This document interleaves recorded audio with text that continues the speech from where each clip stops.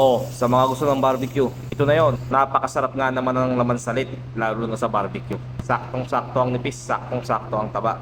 Titimplahan nga lang natin to ng toyo, tsaka ng counting smoked paprika, at ng onion paste.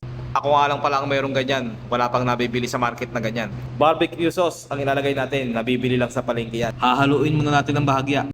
At syempre, hindi naman matatapos yan sa barbecue sauce lang. Lalagyan natin ng sarili nating pampalasa yan.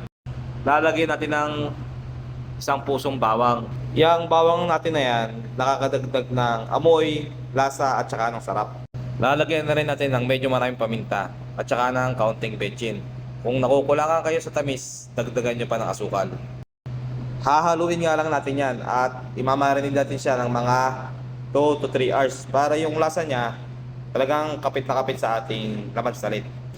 At ito na yung kadalabasan ng ating inihaw na laman salit.